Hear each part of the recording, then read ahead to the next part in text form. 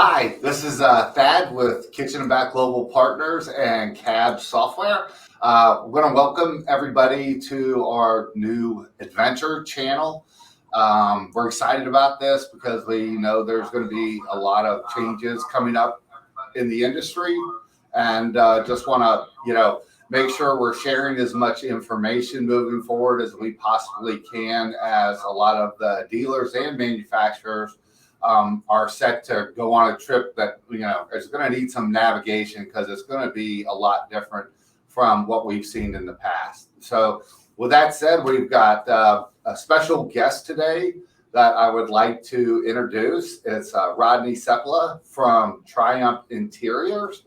He runs an amazing business up in New Hampshire, and he's been involved in traction, a lot of things as far as process improvement to improve his business. And the one thing that I found interesting was, like, when we were going to get this thing started, I had asked Rodney, like, how do you want me to refer to you, during this podcast? And he said, well, like, everybody calls me Amazing Rodney up here. Like, I asked the customers to call me Amazing Rodney. My family calls me. I'm just kidding. I just wanted to confirm Rodney's greatest fears that this was a bad idea. So there you go. It's out there. So I'm going to turn it over to Rodney and let him take it from there. Wow. What an intro. Thank you, Thad. I appreciate it. So glad to be here today and can't wait to get going on this adventure. Wow. Excited.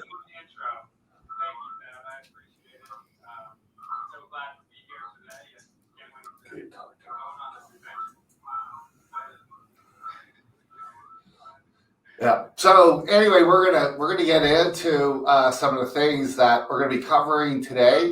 Again, I'm really excited about it. We're hoping to set like the journey, the starting point, because I know there's a lot of companies out there right now that, if you talk to them, are like, we're really busy, we can't do anything else.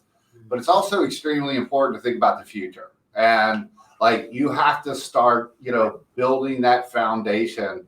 Otherwise, a couple of years down the road, it could be difficult, and it may be late in the game to be able to do it. So anyway, with that being said, here we're going to go ahead and get into our first section, which is, hold on, getting a little bit of a delay. All right, you can see the dates of the upcoming different podcasts that we're going to have out there. The first one, that we're going to talk about today is the team and talent acquisition, core values and culture, systems and processes. Again, these are the foundation of businesses moving forward. Like, if you don't have this in place, you can forget about the other stuff, because it's going to be so much more important because of all the changes, that you have, again, the right people, the right core values, and the vision of where you want to take your company. So I had a question for Rodney before we dive into this. Yeah. You have been around the industry for a long time, and you kind of saw the last blog that was out too, and you see what's going on out there. How much change do you expect is going to happen over like the next 5 years? Oh my, a lot.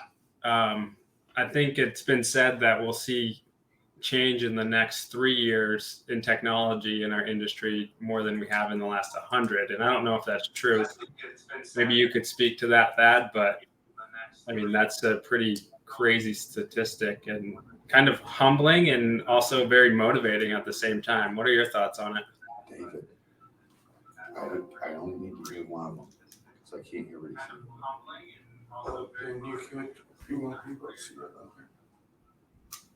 Yeah, I mean, I see this, the same thing out there.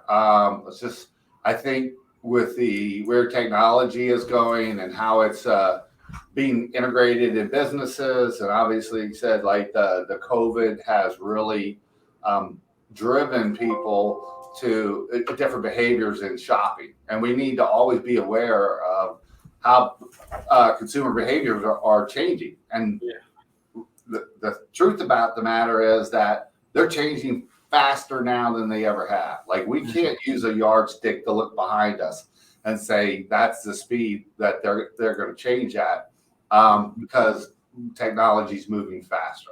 Totally, totally. I see companies that you can purchase designs for cabinets online without even talking to somebody. I mean, anything, landscaping, you can purchase a landscape design for your backyard without talking to somebody. So it's pretty cool. And people are comfortable. And then you look at like where, millennials are and how they shop and, where are they going to be in 5 years? Or, the baby boomers are starting to trickle down some.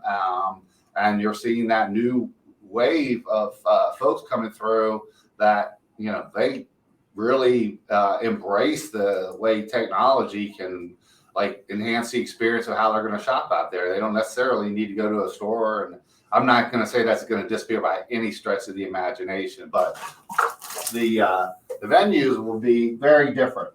Yeah. So, sorry about that. Go ahead. I think one thing, Thad, that I want to point out, and I should have said this in the intro, but you've been a real inspiration to me with how you're looking at technology and how all these kitchen and bath people need to embrace it. Otherwise, we're going to get left behind. And you're not doing it in a fear-mongering way, but this is the reality, and pointing out facts and pointing out statistics and data to back it up. I think it's just great. And a lot of people can look to you for that, of like, you're looking to the future, you're calling out things as if you already see them. So you're a really good visionary for it. I really appreciate that about you. Well, it sounds like the U.S. Postal Service is working because that big check I mailed you has arrived. But I appreciate what you're saying, and you're right. There's no reason to sugarcoat anything. Like we're not going to be doing our job during these discussions to kind of like paint a false facade out there that everybody should feel really secure about what they're doing now and how that's going to translate into success in the future. Yeah, definitely. Cool. So we're going to move on to the next slide here.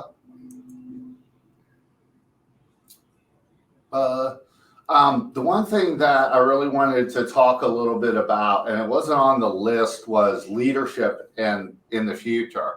As I mentioned earlier, there's a lot of folks that are in leadership positions are like, now's not the time to change. Now's not the time to change.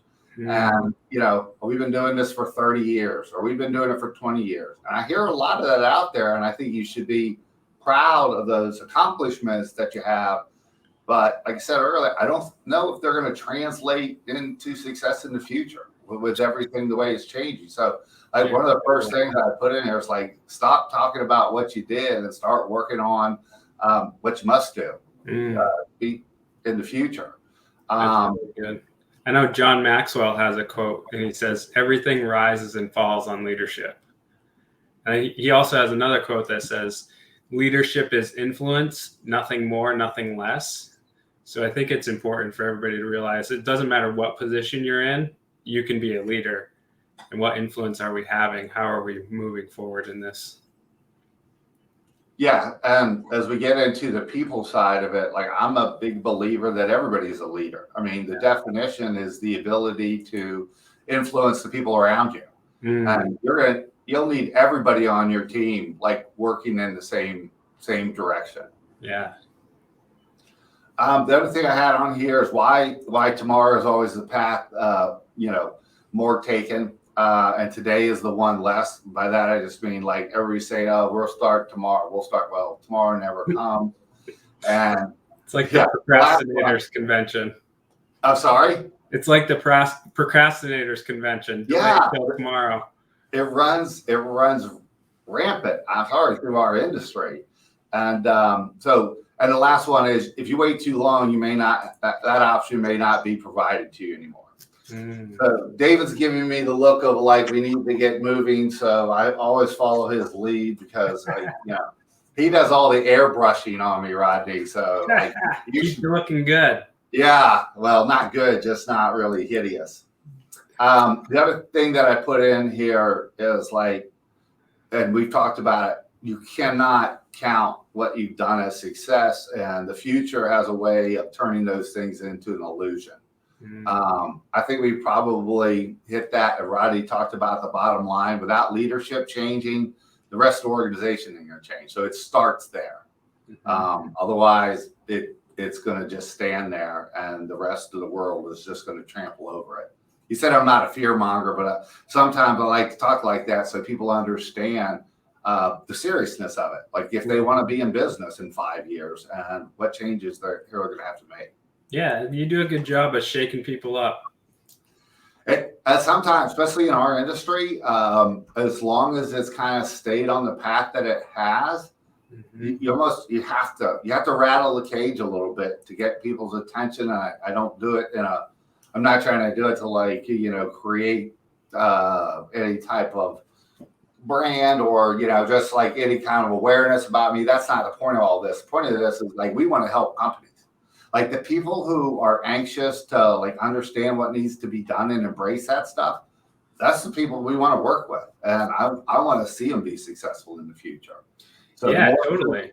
Yeah. I mean, a lot of people are working like I'm a dealer, right? So my daily business right now has changed dramatically where we're chasing lead times. A customer gives us an order and we're not sure if we can deliver it sometimes or when because of back order issues. And so it's hard to look at the future and start planning. So it's awesome to have guys like you that are like, hey guys, listen up. This is what you need to be thinking about. Even if you're not doing something right now today, you need to think about it for next week. Yes. And it's funny when I hear people say, we're just too busy to think about doing anything different. I could have called that same company a year ago, 2 years ago. The answer would have been identical. And certainly there's a lot of factors at play now that are keeping them more busy that you mentioned. But, you have to start thinking about the future and you got to set some dates to get some things done. Yeah, absolutely. Good goal setting. I like it. Yes. Yep. Really important if you got to move some stuff forward. So the next thing that we're going to talk about is the team and talent acquisition. I just put something in there. Like, I think a lot of people think that technology is going to replace people. And certainly like what was in the last blog was not to that point. I think that, there are going to be jobs that will be taken over by technology, but for the most part, I think it's really still going to depend on a really strong team that's supported by technology. Yeah, for sure. And what are your thoughts on the owner's role in that? I think sometimes they're going to be the biggest struggle. And because, not all of them are tech savvy. I see a lot of dealers who have grown up through the industry. They work for other kitchen and bath dealers. And then they became the owner of it, right? And technology may not be their ultimate, their gig, but they need to start challenging themselves and they need to get people around them. Yeah, this is important that understand technology and can help them like navigate it, work through it with them. Yeah, definitely. I get very challenged by the quote that people don't quit companies, they quit bosses. And I'm like, ooh, that hits close to home. But it inspires me to be better. And hey, get a coach in my corner, get help in my corner, have people I can look to inspire me, encourage me on moving me forward. So I'm moving forward for the rest of the team. Yeah. And hey, that's one of the reasons that like when I started talking to Rodney, the way this whole relationship started, it was like, I kept wondering, like, who is that one person that's reading my blog out there? I got to find that person. And then it led me right to Rodney. And I was like, you're the one. Thank God I got a reader out there.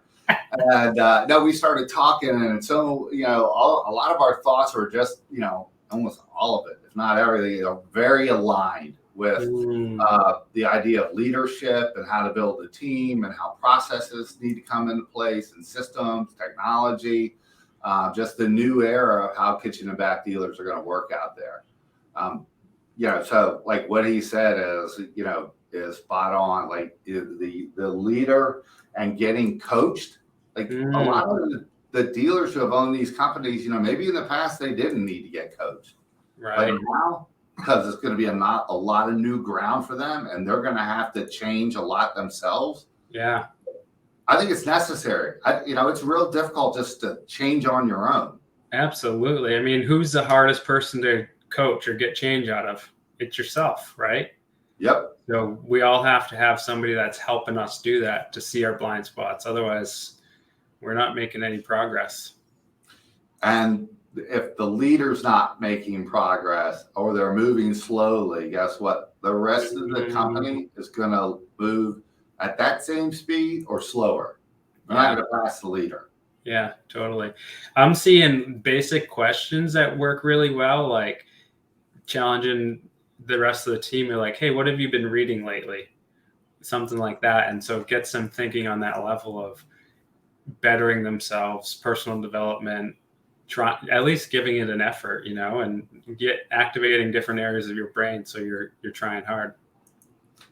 Yeah. Like our number one thing is personal development. We're big believers in it because as team members, we're all accountable for bringing like our best game to the table. Yeah. And our best game is not a stagnant game. That game has to get better all the time. And as you mentioned earlier, our biggest challenge is ourselves. Yeah. Like we're the ones that are holding ourselves back. If we can do the things like you mentioned, like reading books out there, I've got one person reading Good to Great right now, another one reading Leadership and Self-Deception. I mean, I just love when I see that. It's like, okay, they're committed to growing. Yeah, being better. That's awesome. Yes. Oh, good. And the leaders have to lead the way. Like they cannot, again, be the ones that are holding back the company. They got to get out of that comfort zone. Nothing grows there. Yeah, that's right. So, the next one we have on here, are we in the leadership? I just want to make sure we have all the screens right. We've got a lot of moving parts that are going on here. So, Rodney and I talked the other day and put some, some characteristics of some of the people, things that we would like to see out there. Rodney, if you want to run through the list, you have sure. right people screen up? I do. The right people, open-minded and willing to learn. Also got to be team-oriented, passionate and engaged, and somebody that embraces change, and then grit. What is grit, Thad? I love this story. I shared it with my team. So Rodney was out with his wife for dinner like a couple weeks ago, and she told him kind of bluntly, like, you're really not good at anything. He was like, wow, you really know how to build a guy up. And she said it's actually kind of a compliment. Like I said, you figured me out. It was a little bit of a backhanded compliment, but nonetheless, what she explained was that, hey, it doesn't matter like the skill sets or whatever. The bottom line is that you have grit. Like once you get into something, you're not going to stop until it's done. Yeah. Like when we look at all those attributes, like the people on your team have to get used to change, and they're going to get used to failures and running into obstacles because it's new ground. Yeah. I think it's so important for people to remember that failure is an event, not a person. So that helps me out a lot when something goes wrong. We mess something up. It's like, wait a minute, this is an event. Let's compartmentalize it. This is not a person failing. This is just a challenge or a hurdle we have to overcome. Let's move forward and get back to that point where we have that confidence, that grit, that winning mentality. Like, all I do is win, win, win, no matter what.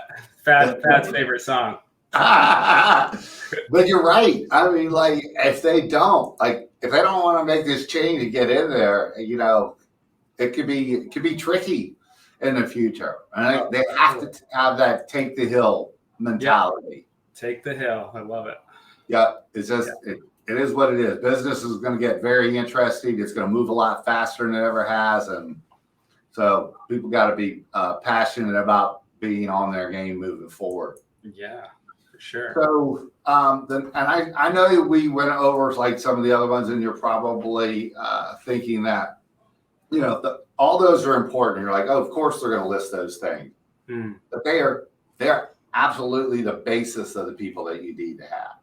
If you have a lot of people like that aren't open-minded and don't like change, you're going to have a real challenge trying to move your organization forward. Absolutely. And yeah, you have to take your people. Go ahead, Rodney. I was just thinking, I think that leads us into what our next thing is core values, right? So it's like, how do you know which type of person to attract? How do you know who to hire, who to fire, that kind of thing? And having core values written down is you can hire and fire off of them.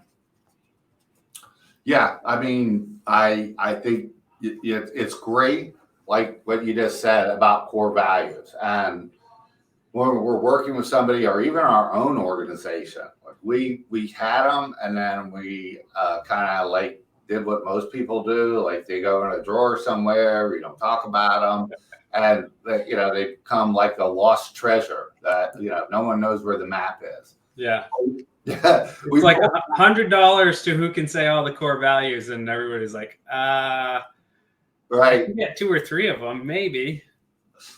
One of the things that Rodney told me yesterday, and like we were kind of hopefully moving in that direction too, is like we used to have like 10 of them.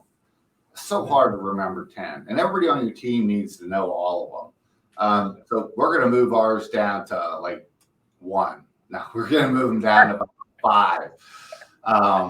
So yeah, that's cool. Oh, you're in big town. Yeah. So anyway, we, like you said, when you're hiring people, you really need to be looking at those core values when you're doing that. Yeah, definitely. One thing that I wanted to like just touch base with you, Rodney, about is like we did a webinar on the big talent grab. Yep. And I think some people look at it kind of like, well, yeah, whatever. They don't realize that, like, there's a survey recently, 42% of people aren't happy where they work. Right? I don't want to say that they're out looking. That's a huge number. That is huge. Yeah, and only like 25% of them are engaged in the company they work at. That's actually super sad. It is. It's. Yeah, when you think of all the lost potential, and basically the other 75 are showing up to work. I mean, they're doing work. Don't get me wrong, but they're just like they're not really passionate about it. They're not engaged in it all the time, and that's a world of difference. Yeah, and you probably I think agree is that's a leadership crisis issue. Oh, definitely. Definitely. I think it's on the leader to really challenge the team. It's like, if you're talking to your sales team, are you an order taker or are you actually a salesperson? There's a big difference between that. Like the guys down the street, they might be order takers. We're not going to be that. We're going to be salespeople. We're going to sell the relationship, our experience, the value that we bring to the table, those kind of things. That makes a difference. And yeah, when you're putting an organization like yourself together, and you always have to think about this, when people are recruiting somebody, what would your existing employees say to someone if they were, they met them sitting at a bar or whatever, and they asked them where they worked and like describe your organization? Yeah. How would they describe it? And if you're like really, they'd be so excited, or maybe not that excited, or we're missing out on technology. That comes into play when you're trying to attract people to come work for you. Oh, absolutely. They are looking for core values and vision and teamwork and positive. I can't tell people like, look, if you got somebody who's not positive in your organization, it's like they're walking up to every other employee that day. They're sticking their like battery pump and draining them, then moving on to the next one and draining them. Yeah. I read a study once that says what people are looking for in a job, and finance was 5th on the list. So how much money they make is way down the bottom. Their number one thing was personal growth. And I think it was 2 or 3 was like a community experience. So it's a big deal. It's like we all want to be part of something. They do. They absolutely do. And when I hear people like they're losing people, they're like, yeah, someone else must have offered them more money. I was like, that's not the reason that he left. Right. If they really loved working there and believed in everything and the direction of the company and the leadership, guess what? They're not going down the street for $5,000 more. Right. Exactly. They've worked in those other environments. They want to find the right home and the right place to grow with. And that's what dealers are going to have to build in the future if they want to attract all that talent. Yeah, totally. I'm going to check with David to see if we have any questions. We want to make this interactive because, if just Rodney and I are talking, then this whole adventure channel is in trouble. Snooze fest. David, do we have anybody out there? I know we have over 20,000 people on this right now, so someone has to have a question. Nothing. Okay. Well, the audience is mute at the moment. So everybody wants to know how you get so good, nice looking and tan, Thad. Oh, yeah, that's a secret. I don't have many secrets, but that's one I'm going to have to keep. Let's just say that, I don't work outside the law. That's all I'm going to say about it. Okay. And it depends on what law you're talking about. Law of nature, absolutely, just not humankind's law. So, let's get back on track here. Perfect. And not talk about my background and habits. So, the next thing that we want to talk about, we've talked some about the core values. We want to get into systems and processes. The other thing that when Rodney and I were talking, he was telling me about traction. And I had heard of traction. I knew companies that had taken on traction. And like most companies, when I followed up with them, were like, yeah, we were great out of the gate. And then it's like everything. People get busy and then it falls to the wayside and it's never implemented. But could you share a little of your experience with traction? Because we just started it with our company about a month ago. Yeah. So we started traction about 2 years ago. And we hired a coach to help us, or what traction calls an implementer, to help us execute the procedures, which was huge for us because otherwise it just gets overwhelming. It's kind of like what we said before, like the hardest person to coach is ourselves. So with traction, when you're taking on these big tasks and quarterly, what traction calls rocks, which are essentially quarterly goals or 90-day goals. If you don't have somebody that's checking in with you after 90 days, you're just probably not going to do it. Something's going to come up. You're going to have to place an order. You're going to have to make the other phone call, and you're not going to hold yourself accountable to sit down and do that brain work of planning for the future. So that's kind of like a big thing for it. Traction in itself as a system is definitely the best one that we've come across. We've tried a lot of different things, and traction really helps you, especially if like we're business. We've been in business for 9-10 years.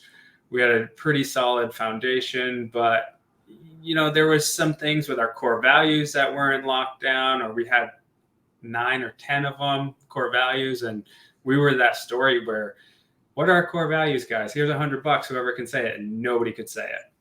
And so just doing that exercise of narrowing down our core values that traction has set in there was huge for us. And then just the vision sessions where you're looking at your 10-year target, your 3-year target, your 1-year target. And I mean, we have a crazy goal for 10 years that I look at it and I'm like, I don't even know if this is even possible. But yet how we got there was math. So we know it's possible, but it's just crazy to think of that. And I'll tell you what, we hit our 3-year target in less than a year. Wow. So awesome. Yeah, it just goes to show when you set a good goal, when you have a good support staff around you, that a lot of good things can really happen. So we're just so thankful for traction, for, all that stuff, and the support and coaches. And it's great. I highly recommend traction to anybody. Yeah, I mean, after listening to you, I was like, you know what? I really need to get involved in this. And he had turned me on to the gentleman that was helping their team. Mhm. And so we decided to take it on internally. It's already done wonders for us. Like we're getting better and better at it every day. It does take practice because, like you said, it's all about moving things forward. And if you show up every quarter and it hadn't moved forward, pretty soon 4 quarters have gone by and you haven't done anything. I think Mhm. everybody can certainly relate to that. Yeah. We I are think we are. Go ahead, please. I was just gonna say, I think our marketing meetings used to look something like this, and you could probably relate. It's like, okay, we're excited, we're ready to go, we have all these ideas, let's go after them.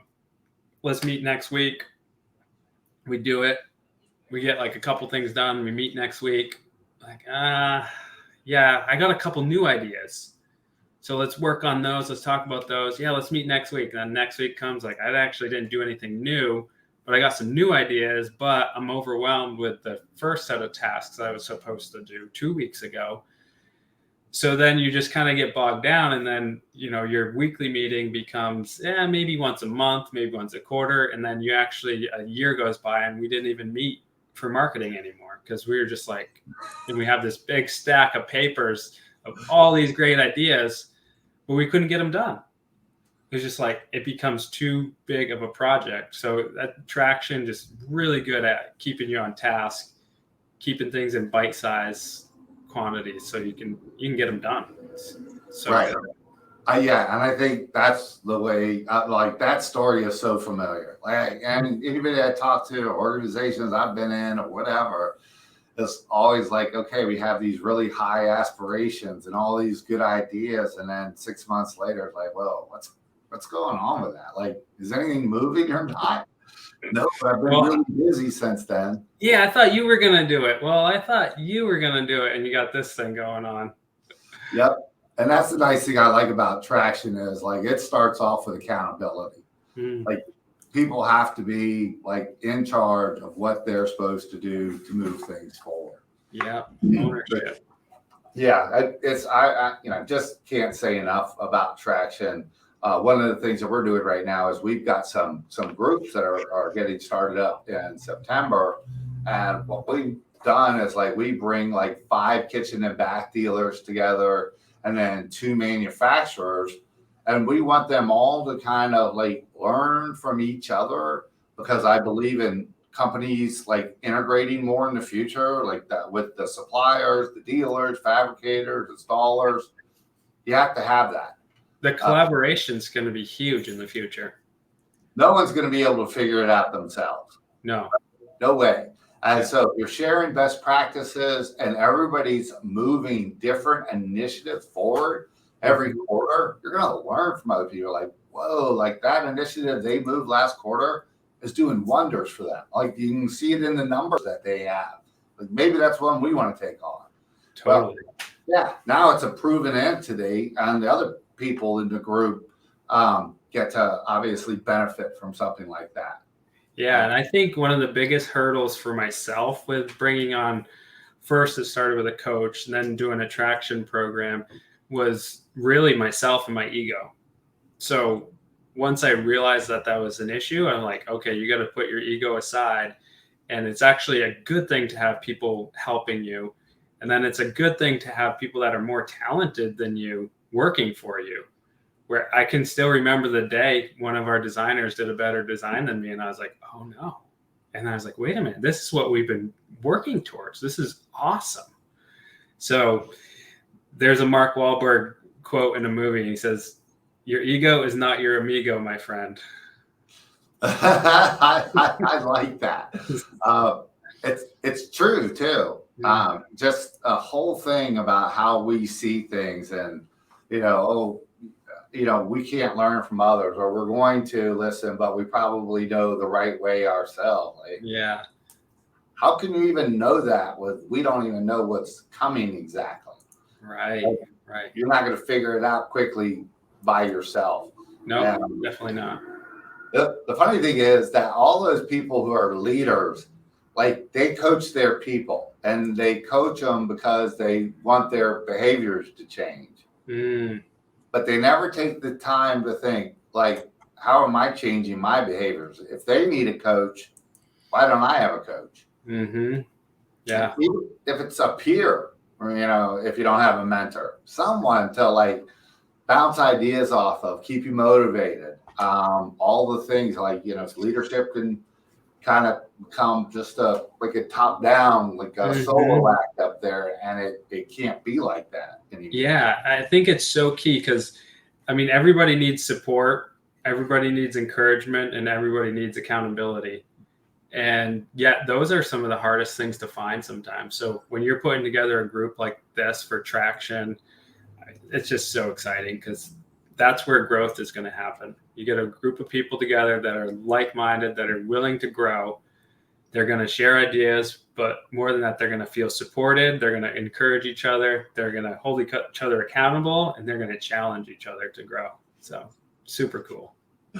I said something to Rodney yesterday. He was talking about like the manufacturers. I talked to someone recently. He's like, the dealers may actually move faster into the future than the manufacturers. When he said he was from manufacturing, and I started thinking about it, I was like, yeah, that you think because they're bigger entities that they can move quickly, but a lot of times that's not the case. They've built that foundation on what they've been doing for so many years, like trying to get involved in omni-channel marketing and sales. That's really foreign to them. Yeah. So I told Rodney, I said, well, maybe they'll step over the line and actually want to start learning more about their customers, like the dealers that are out there. And I said, I won't say that tomorrow. He said, well, you ought to. And so I was like, okay, I'm going to say it.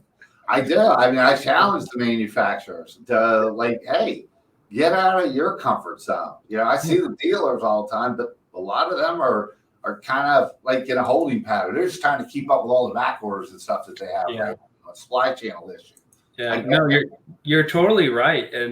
But like what everybody's seeing right now with lead times and back orders, it's like, how do you get the best service? It really comes down to relationships because people are so busy that if you send them an email and they don't like the wording, they're just going to delete it. It's crazy. They're like, I've never seen a time like this. So the answer to that is having good, healthy relationships, and the dealers and the manufacturers and all parts of that. You have to look at it like teamwork. Otherwise, it's going to get lost in the shuffle and you're not going to get the service. You're not going to end up ultimately servicing your customer well because you're not going to be able to perform. Right. If you look at two teams in the future, and this team over here are all individual companies. Like they have connections, but they're like just a one source connection back and forth. Like I buy cabinets, I get this, I get that. And that's the only thing that is being communicated and translated between the two. It's like more transactional than anything. Yeah. So then you have this one, and then you have this other one over here that's integrated. Like they're sharing information, they share their vision, they talk about sales strategies, marketing. How can they work together to provide better customer experiences? How can they make things more efficient? Which one of those teams is going to win in the future? Oh, yeah. The one that's communicating, the one that's working as a team. Absolutely. Yep. That one right there. That's kind of the cool part about bringing those entities together in the traction groups. Yeah. But it is true. Like I got dealers like, oh yeah, out the door, sign me up. Then I get to the manufacturers like, maybe next year, maybe the following year. It's like, well, I'm really looking forward to finding some of the manufacturers who are thinking about tomorrow and the future and just not filling back orders today. This isn't a slight or anything. It's just what we see. No, definitely. Yeah. Trust me, we got plenty of stuff to work on here in our organization too. So don't ever think that this is a slight against anybody. Yeah, exactly. We all have the same challenges. Yeah, definitely. And I think the other thing I just wanted to mention that Rodney was talking about is like sometimes like people don't even know where to start the change. And it's so overwhelming. Like what is step one? I'm working with a company out of Florida. Stevens. I'll mention their name because I love that group down there. And we started with the core values and talking about what they wanted to achieve and how they were going to work together. And you got to have those in place to set the guidelines. And then we're just picking one process off at a time and how we can improve it. And we're already making a lot of inroads. And it's anytime like you've been in this stagnation for so long, right? Not really moving. Everybody's talking about moving, but it's not going anywhere. And then things start to move. What that does is start creating a lot of energy, right? A lot of buy-in, a lot of engagement, a lot of passion. That's when the real good stuff starts to happen. Oh, definitely. So what is a operating procedure look like to you? What is your definition of that? I always look at the processes, like process map. Like, we map out everything because I think visuals are really important. Some people will write about, and it's okay to do that. But I like the line to line. If this happens, then this is what's supposed to be done. And then this happens. And I think in a lot of cases, every designer, like in most dealers, just do their own thing.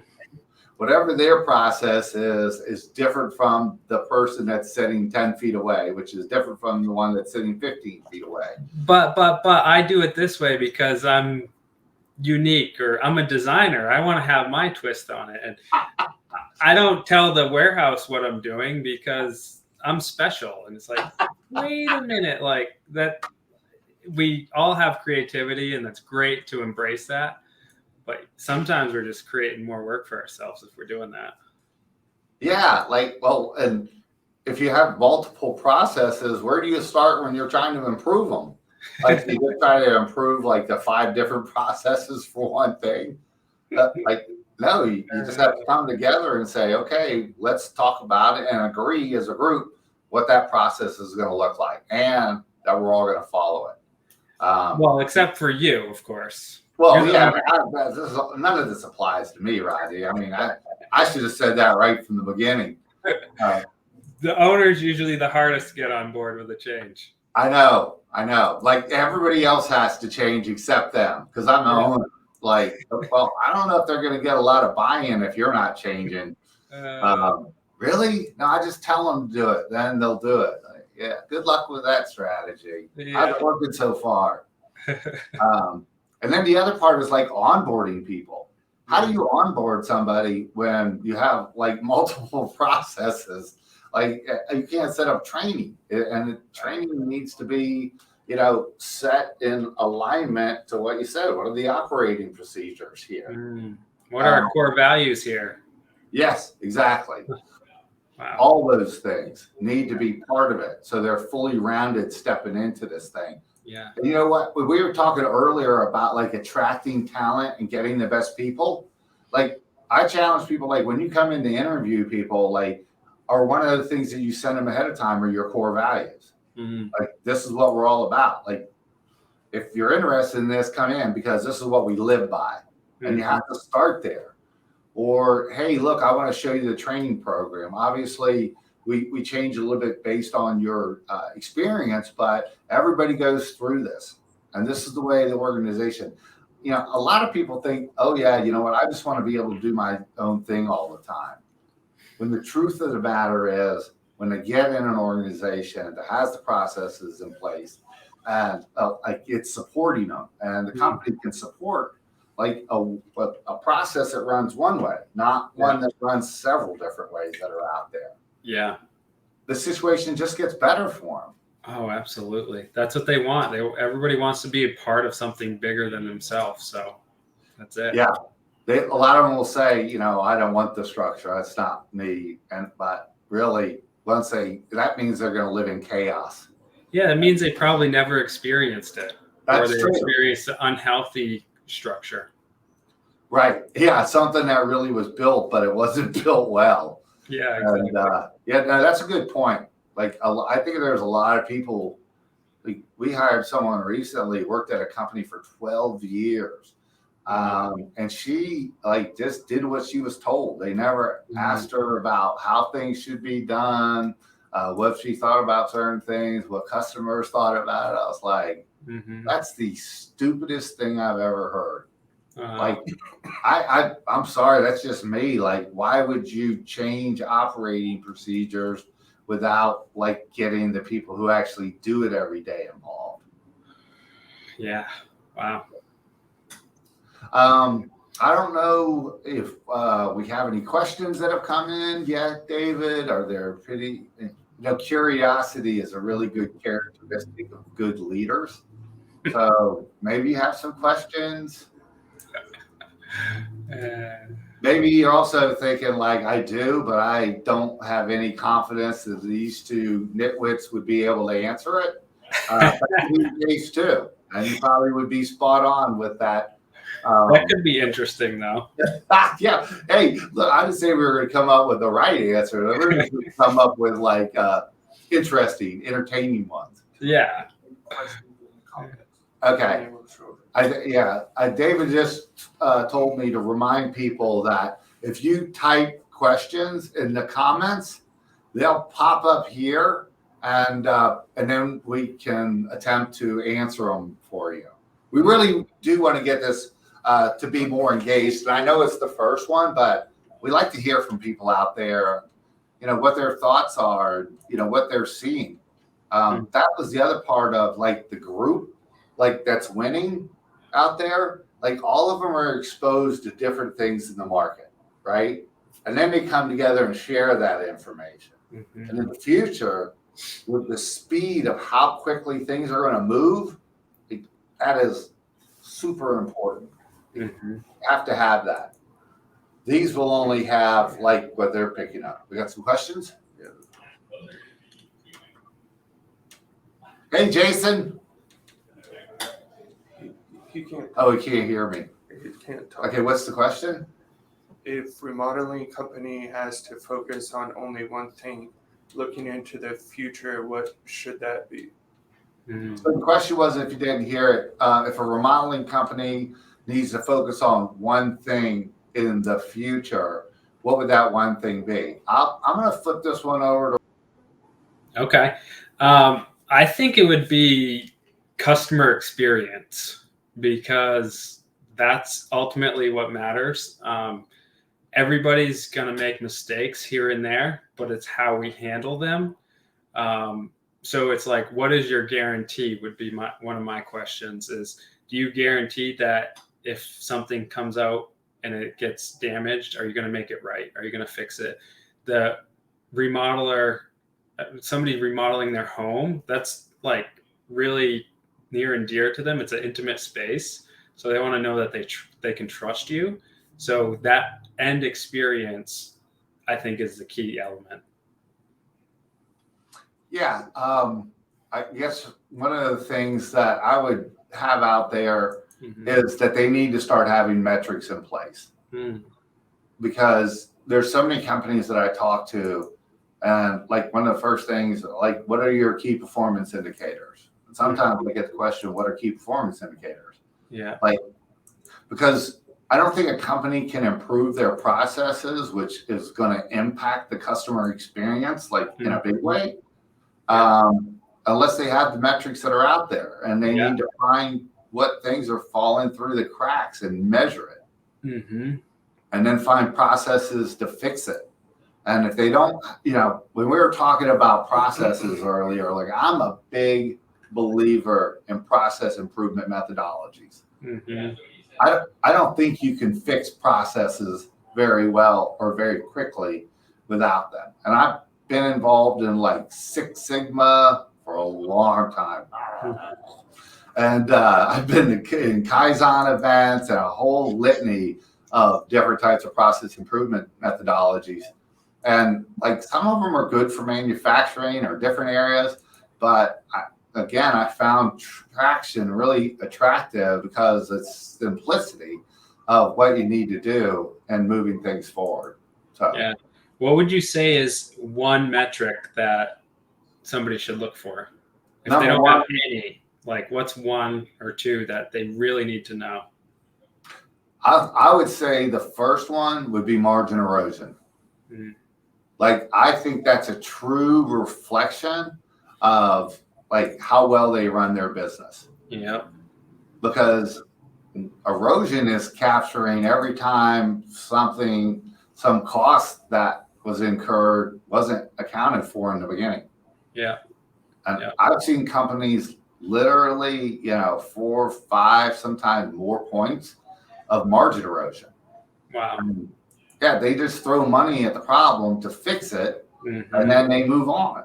And no one's taking the time to do the autopsy of what happened. And like, okay, well, this is going to repeat happening because we can see it's not a very good process. That's right. That's why it fell through the cracks. Right. Yeah. Wow. That's a good point. So yeah, being able to measure that, it's really, really costly too. Like you look at a $2 million kitchen and bath place, and if they have 4 points of margin erosion, that's $80,000 hard dollars that they're spending.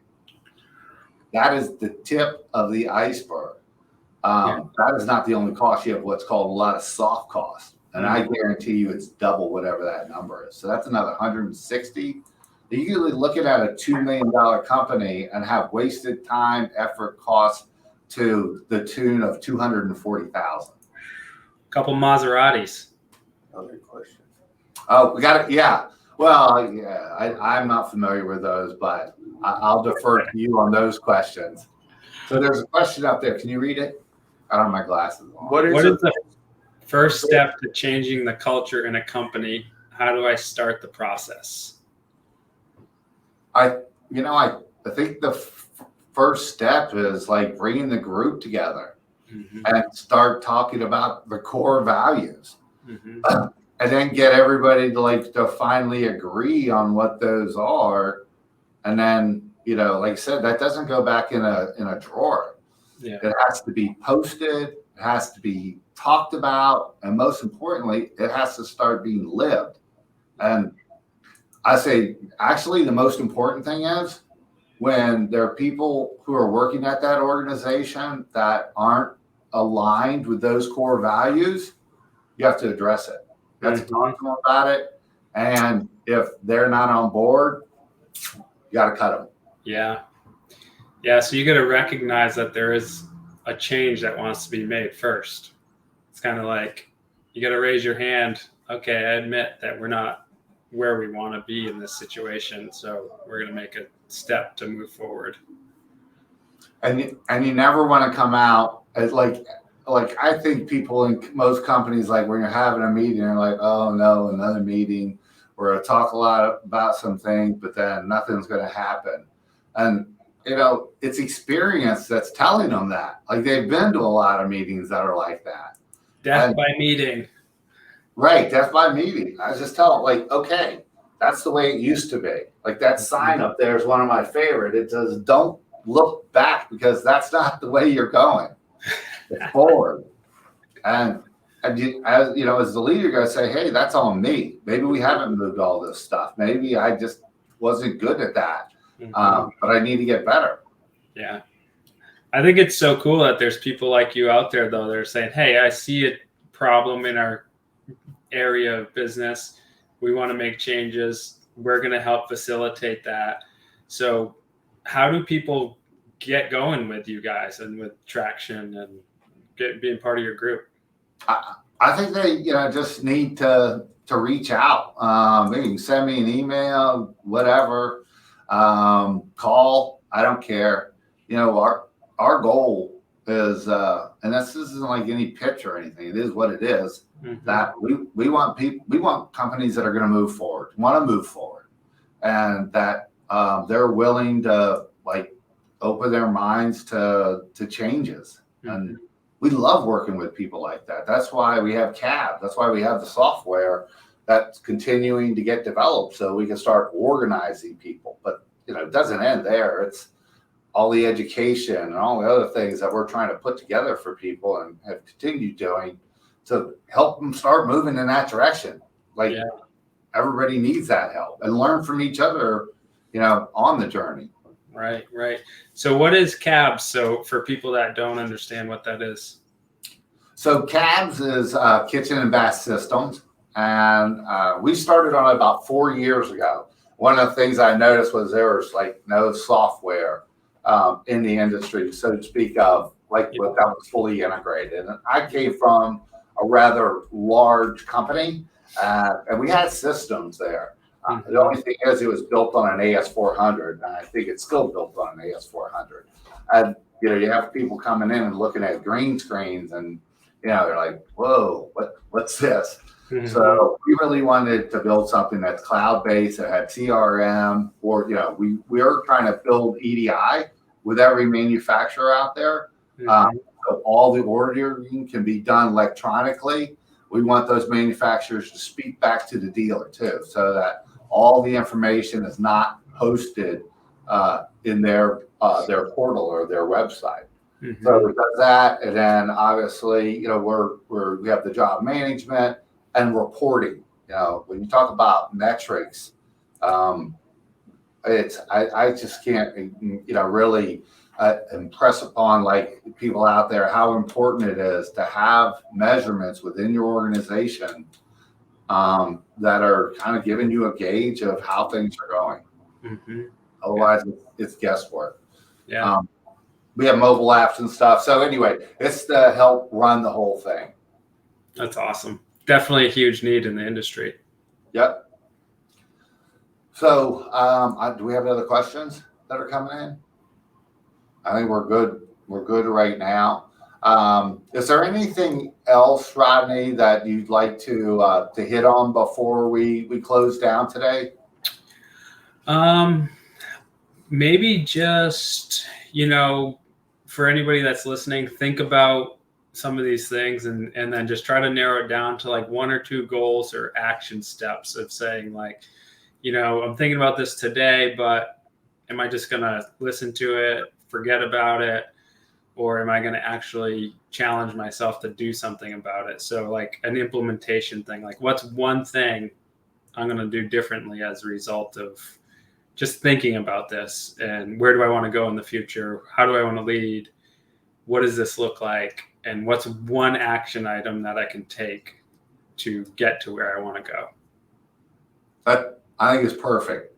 Really, it's like taking that first step. And,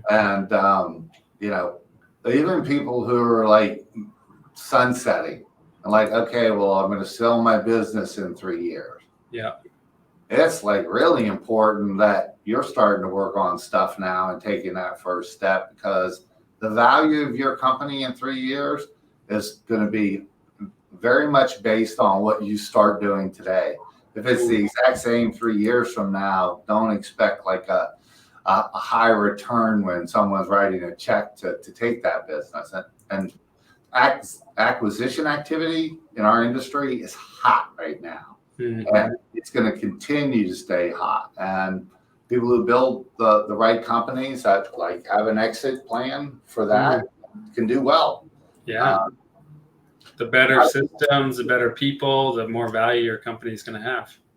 Yeah. And the owners who are like the number one thing within the value of an organization, and then they're leaving and taking out with them, that drops the value a lot. So building your team around you, like you've done up there, is obviously really important. Yeah, our team's awesome.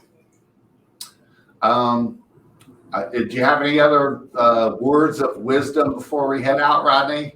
I have a lot of gray hair, but I think I'm out of wisdom for today. I think all the gray that you got was just very little compared to this. Just thinking about having to work with me on this Adventure Channel stuff. Oh, no, this has been great. And I mean, for everybody that's thinking about reaching out, I definitely encourage you to reach out to Thad.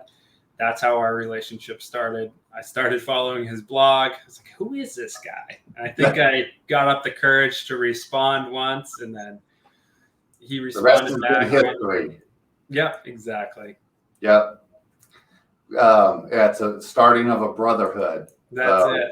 Yeah, it's been fun. It really has. And, it's nice, working with people as genuine as Rodney.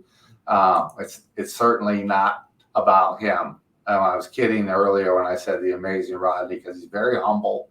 And you can tell by the way his wife described him. Got a lot to be humble about.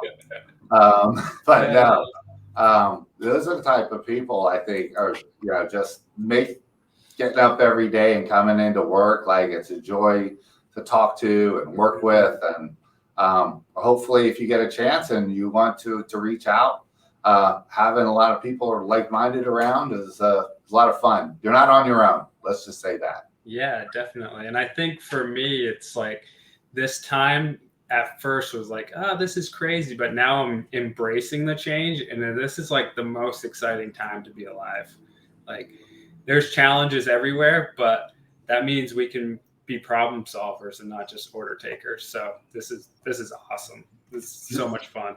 Yeah. I mean, if you're in our industry, like what's going to happen, like all these doors are going to open up. They're all worried about the doors that are going to close on them, and they should be working towards the ones that are like endless opportunities out there. Yep. And there is. That's the exciting part that you mentioned. And I'm 100% behind that statement. Yeah, totally. All right. Well, listen, we really appreciate you joining the first session of the Adventure Channel. And we've got another one coming up in September, which will be up on the screen. And again, I want to thank Rodney. He'll be joining us for round 2. Glad to be here. Yeah, it cost me a lot to get him on this show, but it was well worth it. Expensive. But thanks again for joining us. We hope you can join the future ones. And if you ever have any questions or need anything, don't hesitate to reach out to either of us or me, and I'll do everything I can to help you. So thanks again, Rodney. Thank you, Dad. We're signing off now officially, and I hope everybody has a great day. Yeah. See you later. All right. Take care.